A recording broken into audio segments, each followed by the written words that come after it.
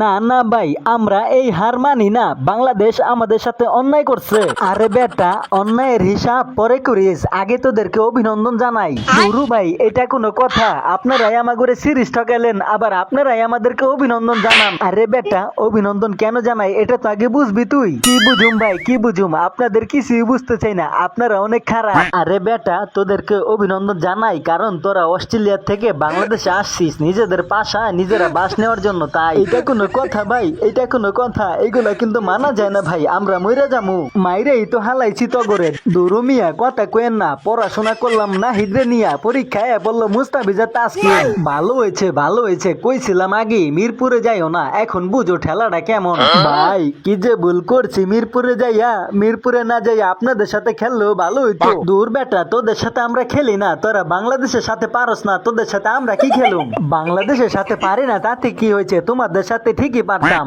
আহারে কি পাকনা পাকনা কথা রে। আমাদের সাথে সিরিজ টকছস, একটু পরে বাংলাও আসবি, এই খবর নাই, আবার পাকনা পাকনা কথাও কম। ভাই সিরিজ টকছি তাতে কি হয়েছে? তাই বলে কি কথা কইতে পারুম না? কথাটা কেমনে কবি বল? বাংলাদেশ যেভাবে ঠকাইয়া দেয়, মুখই তো দেখানো যায় না, মুখ ছাড়া কেমনে কথা বলবি? হ ভাই, আগের বার তোমা করে দিছিল, ওইটা দেখে আমাদের সতর্ক হওয়া উচিত ছিল, কিন্তু আমরা হই নাই। এখন আমরাই খেয়ে গেলাম মারা। আহারে কি ব্যথা রে, পোলাটা ব্যথায় জর্জরিত হয়ে গেল।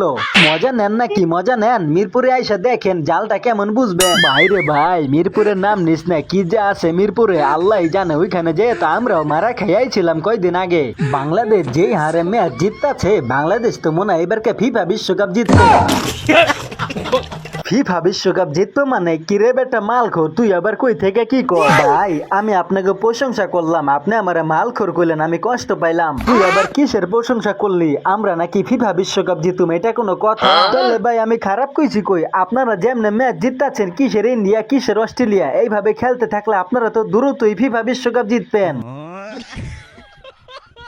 আরে হাল্লার পোহালা, ওইটা ফিফা বিশ্বকাপ না, ওইটা আইসিসি বিশ্বকাপ। তাহলে কি ভাই আমি ভুল কই হালাইলাম? আরে হাল্লার পো, ফিফা তো ফুটবল আর আইসিসি হচ্ছে ক্রিকেট। কি কস উল্টা পাল্টা? বুঝলাম না ভাই, আমি তো বড় হয়ে গেছি, এখনো উল্টা পাল্টা কই কেন? তুই হাল্লার পো 19 বছরের শিশু ছিলি, এখনো আছোস, তোর মুখে উল্টা পাল্টা ছাড়া ভালো কিছু বের হয় না। আমি নইলে বড় না হইলাম, ওইটা কোনো সমস্যা না, কিন্তু বাংলাদেশ অস্ট্রেলিয়ারে করলোটা কি? এটা তো বিরাট সমস্যা। হরে ভাই, দুঃখ কেউ রে দেখাইতে পারি না, মনে অনেক কষ্ট, তার সাথে আসতেছে কান্না, কারে কমু কেউ বুঝে না আমার যন্ত্রণা। ভাই আমি বুঝছি, আপনারা মনে হয় মিরপুরে যায় মারা খাইছেন। কিরে ভাই তুই কেমনে বুঝলি? আপনি যেহেতু বাংলাদেশের সাথে সিরিজ ঠইকা কানতেছেন, তাতেই বোঝা যায় আপনি মিরপুরে যায় মারা খাইছেন। কি যে আছে কপালে, বাইতে যায় কেমনে মুখ দেখাম এইভাবে ম্যাচ ঠইকা আল্লাহই জানে। আরে বেটা তুই মুখটা কেমনে দেখাবি? তোর মুখ কি আছে নাকি? বাংলাদেশ কি তোর মুখ রাখছে নাকি ধসাইয়া দিছে? আসলে ভাই মুখ তো নাই, মুখ না দেখাইলে পাছা দেখামু, সমস্যা নাই। এই তো মামা, এইভাবে সিরিজ ঠকলে পাছাই দেখাইতে হবে, মুখ দেখাইতে পারবা না। বাংলাদেশ এত খারাপ এটা আমরা জানতাম না, জানলে আমরা মিরপুরে কখনোই আইতাম না। বাংলাদেশ কি জিনিস হারে হারে টের পাইছা। পরের ম্যাচে বাঁচতে চাইলে আব্বু ডেকে যা, বাঁচাবাঁচি লাগবো না, পরের ম্যাচে মাইরে দিব না আমরা, সমস্যা নাই।